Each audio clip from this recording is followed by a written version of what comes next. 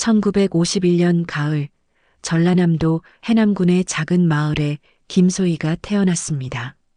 논밭이 끝없이 펼쳐진 그 마을에서 소인의 집은 유독 낡고 초라했습니다. 기와 몇 장이 깨져 비가 오면 방 안에 대야를 놓아야 했고 마당의 닭들이 집안을 자유롭게 드나들었습니다. 아버지 김철수는 해가 뜨기 전부터 논에 나가 해가 진 후에야 돌아오는 전형적인 농부였습니다. 일제강점기와 한국전쟁을 겪으며 굳어진 그의 얼굴에는 늘 피로가 서려 있었습니다. 저녁이면 막걸리 한 사발로 하루를 마무리하곤 했지요. 태호야, 이리 와서 앉아라. 아버지의 목소리는 5살 위인 오빠 태호를 부를 때만 부드러워졌습니다. 키가 또래보다 훨씬 컸던 태호는 아버지의 유일한 자랑이었습니다. 검은 머리와 또렷한 이목구비, 특히 맑은 초록빛 눈동자가 인상적인 아이였지요. 우리 태호가 집안의 기둥이 될 거야. 아버지는 태호의 어깨를 두드리며 말했습니다. 반면 소희를 바라보는 시선은 달랐습니다. 딸은 언젠가 시집 보낼 존재일 뿐 집안의 일손 정도로 여겨졌습니다. 어머니 박영수는 새벽 4시면 어김없이 일어나 부뚜막에 불을 지폈습니다. 농사일과 집안일을 병행하며 틈틈이 동네 부잣집 바느질까지 맡아 했지요. 작은 체구에 늘 묶은 머리, 거친 손등의 상처들이 그녀의 삶을 말해주었습니다. 소희야, 엄마 도와줘. 어머니의 목소리에는 항상 피로가 묻어 있었습니다. 소희는 7살 때부터 설거지와 마당 쓸기를 맡았습니다. 작은 손으로 무거운 물동이를 나르며 자랐지요. 1959년 봄, 소희가 8살이 되던 해였습니다. 태호의 시선이 달라지기 시작했습니다. 학교에서 돌아온 소희를 보며 그가 말했습니다. 누나 많이 예뻐졌네. 처음엔 오빠의 칭찬이 기뻤습니다. 하지만 그의 눈빛에는 8살 소녀가 이해할 수 없는 무언가가 서려 있었습니다. 밤이면 남매는 같은 방을 썼습니다. 방 한가운데 놓인 이불 사이로 경계선이 있었지만 태호는 점점 그 선을 넘나들기 시작했습니다. 추워서 그래. 같이 자자. 소희는 거부할 수 없었습니다. 오빠의 말을 거스르는 것은 불효였고 부모님께 이르는 것은 고자질이었습니다. 어느 날 밤 태호의 손이 소희의 어깨를 넘어 등을 쓸어내렸습니다. 소희는 몸을 움츠렸지만 태호는 멈추지 않았습니다. 조용히 해. 깨우면 안 돼. 태호의 속삭임에 소희는 눈을 꼭 감았습니다. 8살 아이에게는 너무 무거운 비밀이 그렇게 시작되었습니다. 아침이면 태호는 언제 그랬냐는 듯 평범한 오빠로 돌아갔습니다. 소희에게 따뜻한 밥을 떠주고 학교 갈 때면 가방을 들어주기도 했지요. 우리 태호가 동생을 얼마나 아끼는지 몰라. 어머니는 흐뭇해했습니다. 아버지 역시 마찬가지였습니다. 남매가 저렇게 사이좋으면 부모가 편하지. 하지만 소희의 마음은 점점 무거워져 갔습니다. 밤마다 반복되는 일들을 누구에게도 말할 수 없었습니다. 말한다 해도 누가 믿어줄까요? 모든 어른들이 사랑한다고 말하는 오빠의 그런 모습을 누가 상상할 수 있을까요? 1962년 겨울, 소희는 11살이 되었습니다. 태호는 16살로 어느새 어른스러운 모습을 갖추었습니다. 마을 사람들은 그를 보며 장래가 촉망되는 청년이라고 칭찬했습니다. 하지만 소희에게 태호는 점점 더 무서운 존재가 되어가고 있었습니다. 그의 초록 눈동자가 자신을 바라볼 때마다 소희는 온몸이 굳어버렸습니다. 그의 마지막 밤, 소희는 창밖의 별들을 바라보며 혼자 다짐했습니다. 무슨 일이 있어도 이 비밀은 지켜야 한다고.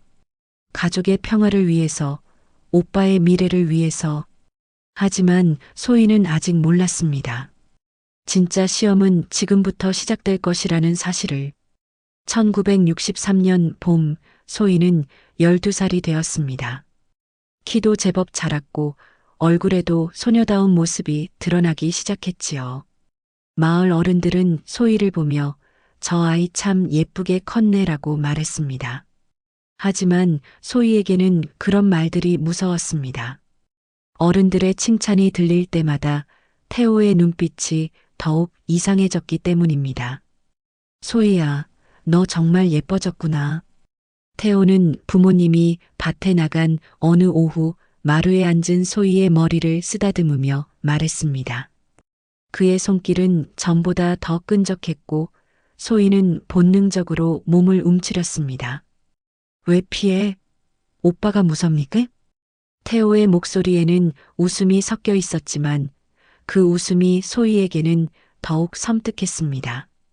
밤이 깊어질수록 상황은 더욱 나빠졌습니다. 태호는 소희가 잠든 척하고 있어도 부적절한 행동을 계속했습니다.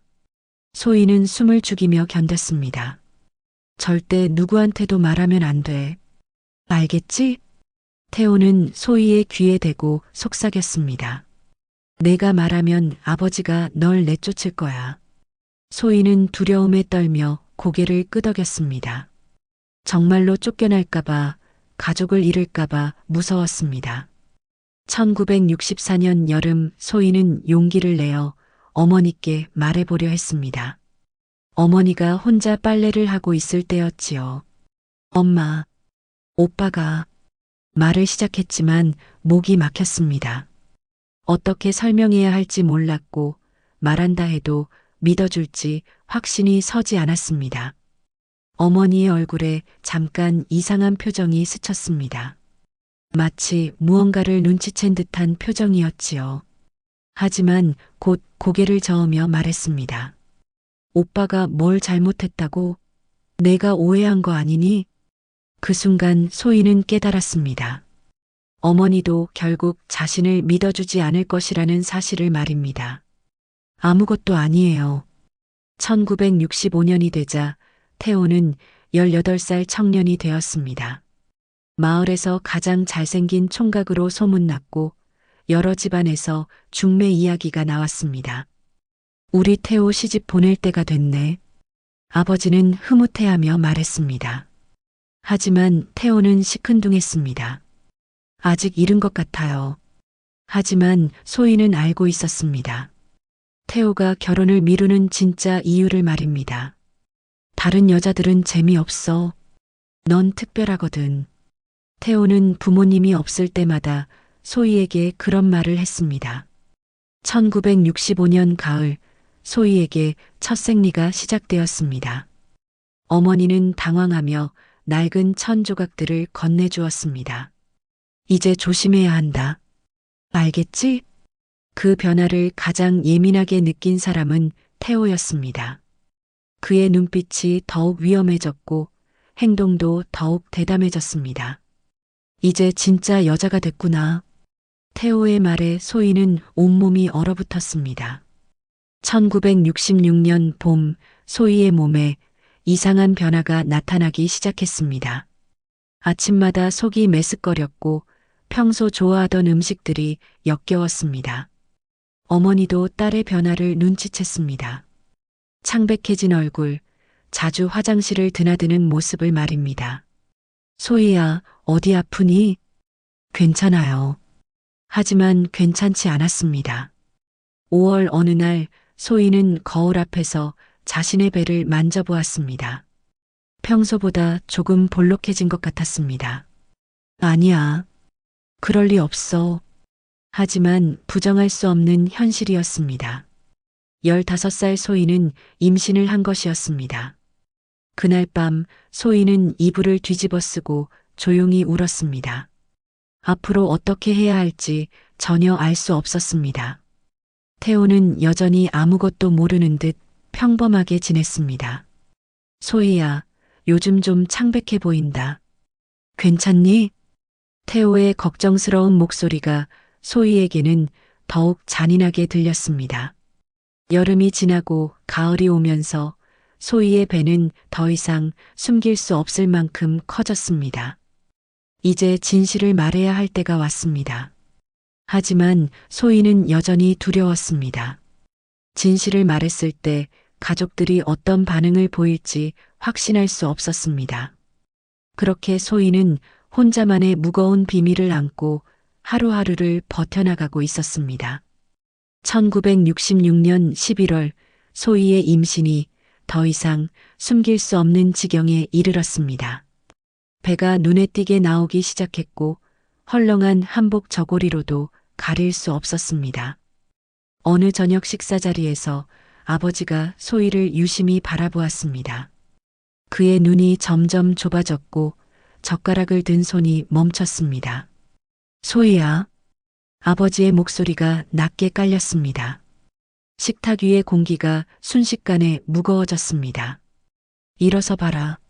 소희는 떨리는 다리로 천천히 일어섰습니다. 아버지의 시선이 그녀의 배 부분에 머물렀습니다. 이게 뭐냐? 아버지가 벌떡 일어서며 소리쳤습니다. 어머니는 수저를 떨어뜨렸고 태호는 고개를 숙였습니다. 누구 짓이냐? 누가 우리 집 체면을 이렇게 만들었냐? 소희는 태호를 바라보았습니다. 그는 여전히 고개를 숙인 채 아무 말이 없었습니다. 마을에 정수 오빠가.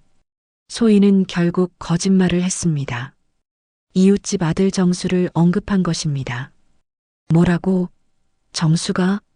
아버지의 분노가 하늘을 찔렀습니다. 그는 곧장 밖으로 뛰어나갔고 태호가 그 뒤를 따랐습니다. 그날 밤 마을은 발칵 뒤집혔습니다. 정순의 집에서는 억울함을 호소했지만 소희 아버지의 분노는 가라앉지 않았습니다. 결국 정순의 가족은 마을을 떠날 수밖에 없었습니다. 소희는 그 모든 것을 지켜보며 마음이 찢어졌습니다.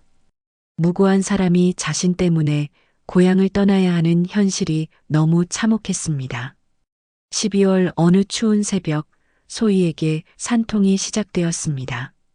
어머니가 동네 산파를 불렀고 긴 시간의 진통 끝에 아들이 태어났습니다. 건강한 사내 아이네. 산파가 말했지만 집안의 분위기는 싸늘했습니다. 아버지는 아이를 보려 하지도 않았습니다.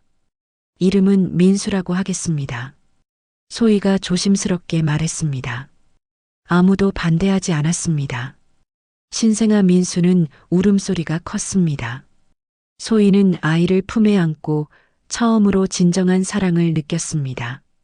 이 작은 생명을 지켜야 한다는 사명감이 솟아올랐습니다. 1967년이 되자 집안의 시선은 더욱 차가워졌습니다. 마을 사람들의 수군거림도 계속되었습니다. 김씨네 딸이 그런 일을 저지르다니. 소희는 민수를 업고 밖에 나가기가 두려웠습니다. 사람들의 시선이 따가웠고 수군거리는 소리가 귀에 박혔습니다. 어느 날 밤 태호가 소희의 방에 들어왔습니다. 고생 많았지? 태호의 목소리에는 묘한 감정이 섞여 있었습니다. 나가주세요. 소희가 단호하게 말했습니다. 예전과는 달랐습니다. 이제는 지켜야 할 존재가 있었기 때문입니다. 그 아이, 내 핏줄이니까 관심이 있는 거야. 태호의 말에 소희는 온몸에 소름이 돋았습니다. 절대 아니에요. 민수는 제 아이일 뿐입니다.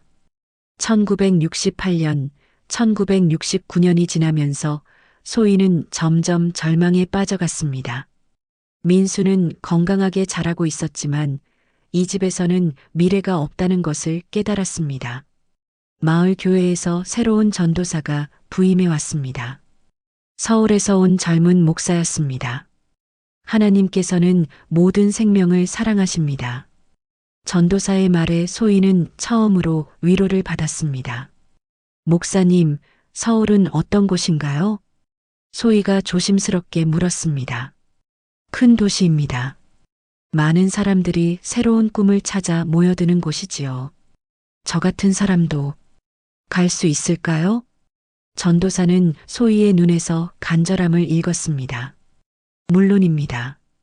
하나님께서는 새로운 시작을 원하는 사람들을 도우십니다. 1970년 봄 정부에서 새마을 운동을 본격적으로 시작했습니다. 농촌의 젊은이들에게 도시 진출을 권장하는 정책이었습니다. 전도사가 소희에게 말했습니다. 서울에 제가 아는 하숙집이 있습니다. 거기서 일할 사람을 찾고 있어요. 소희의 가슴이 뛰기 시작했습니다. 드디어 기회가 온 것이었습니다. 정말로 저를 받아주실까요? 그럼요. 성실한 사람이면 됩니다. 그날 밤 소희는 민수를 바라보며 결심했습니다. 이 아이에게 새로운 세상을 보여주겠다고 이곳의 시선과 편견에서 벗어나 당당하게 살게 하겠다고 다짐했습니다. 민수야, 우리 새로운 곳으로 가자. 소희는 아이의 작은 손을 잡고 속삭였습니다. 처음으로 미래에 대한 희망이 마음속에 자리 잡았습니다. 1970년 5월 새벽 소희는 4살 민수의 손을 잡고 고향 해남을 떠났다. 기차역까지 배웅 나온 어머니는 눈물이 맺힌 채 말했다. 정말 가는구나, 소희야, 미안하다. 소희는 담담히 고개를 끄덕였다. 원망은 없었다. 어머니도 그 시대의 피해자라는 것을 알았기 때문이다. 어머니가 손에 쥐어준 작은 보자기 안에는 쌀과 마른 명태, 그리고 얼마 되지 않는 돈이 들어 있었다. 18시간을 달린 완행열차가 서울역에 도착했을 때 민수는 창밖 풍경에 신기해하며 웃었지만 소희의 마음은 설렘과 두려움으로 가득했다. 전도사가 써준 주소를 들고 찾아간 종로의 낡은 하숙집에서 그녀는 60대 순덕 할머니를 만났다. 김 전도사가 보냈다는 아가씨구나? 네, 김소희입니다. 사정은 묻지 않겠다. 대신 성실하게 일해야 한다. 소희는 부엌일을 맡아 새벽 5시부터 밤 9시까지 일했지만 불평하지 않았다. 하숙생들은 그녀의 손맛을 칭찬했고 민수는 마당에서 뛰놀며 하숙생들에게 사랑을 받았다. 어느 날 민수가 물었다. 엄마, 아빠는 어디 있어요? 소희는 준비해둔 답을 건넸다. 하늘나라에 계셔. 우리를 지켜보고 계시단다. 민수는 고개를 끄덕였지만 그 모습은 소희의 가슴을 아프게 했다. 1972년 순덕 할머니의 소개로 명동 한정식집에 들어가면서 소희의 삶은 달라졌다. 전통 한식과 궁중 요리까지 배우며 솜씨를 인정받았고 1974년에는 주방장으로 승진했다. 월급이 오르자 민수를 유치원에 보낼 수 있었고 아이는 친구들과 즐겁게 지내며 선생님들의 사랑을 받았다. 학부모 모임에서 다른 어머니들은 혼자 아이 키우느라 힘드시절하며 위로했고 소희는 처음으로 당당히 말했다. 힘들지만 보람이 있어요. 1976년 민수가 초등학교에 입학했을 때 그는 공부를 잘해 늘 칭찬을 받았다. 엄마, 저는 커서 엔지니어가 될래요. 뭔가를 만드는 일을 하고 싶어요. 존재하지 않는 아버지를 그리워하며 꿈을 꾸는 민수의 말에 소희는 눈시울이 뜨거워졌다. 1978년 소희는 마침내 작은 아파트를 마련했다. 우와, 우리만의 집이에요. 민수가 방방 뛰며 기뻐했고 소희는 눈물이 맺혔다. 순덕 할머니가 이사 선물을 들고 와 정말 대견하다고 칭찬했을 때 소희는 깊이 감사했다. 1979년 민수는 우수한 성적으로 중학교에 진학했다. 엄마, 나중에 제가 공부 잘해서 좋은 대학 가고 엄마를 편하게 해드릴게요. 민수야, 엄마는 지금도 충분히 행복해. 의젓한 아들의 말은 소희를 울컥하게 했다. 1980년 어느 저녁 소희는 아파트 베란다에 서서 서울의 야경을 바라보았다. 10살 전 해남을 떠날 때의 두려움은 이제 사라지고 대신 뿌듯함이 자리 잡았다. 민수가 곁에 다가와 함께 불빛을 바라보며 말했다. 엄마, 정말 대단하세요. 소희는 아들의 어깨에 손을 얹으며 속으로 다짐했다. 앞으로도 함께 열심히 살아가자. 그날 밤 소희는 오랜만에 편안한 잠을 잤다. 이제 그녀의 꿈은 특별한 것이 아니었다. 그저 평범한 어머니로서의 행복한 꿈뿐이었다. 1980년대는 소희와 민수에게 결실의 시기였다. 명동 한정식 집에서 주방장으로 자리 잡은 소희는 안정된 수입을 얻었고 민수는 서울대 공가대학에 입학했다. 새 아파트 거실에 합격증을 붙여놓았던 날 소희는 한참 동안 그것을 바라보았다. 그동안의 고생이 헛되지 않았음을 느꼈다. 어린 시절의 어두운 기억은 지워지지 않았지만 지금의 삶이 그것을 덮어주고 있었다. 엄마, 저 열심히 할게요. 엄마가 제 자랑이에요. 민수의 말은 소희의 가슴을 따뜻하게 채워주었다. 대학 시절 민수는 공부에 매진했고 성실히 생활했다. 졸업 후 엔지니어로 취직해 안정된 삶을 이어갔다. 결혼을 하고 손자가 태어났을 때 소희는 또 한 번 새로운 세상을 만났다. 아기의 작은 손가락을 잡으며 속으로 되뇌었다. 이 아이는 절대 외롭지 않게, 절대 두렵지 않게 자라게 하자. 시간은 빠르게 흘렀다. 소희는 주방 일을 천천히 줄여나갔고 60대가 되자 요리를 가르치는 일에 전념했다.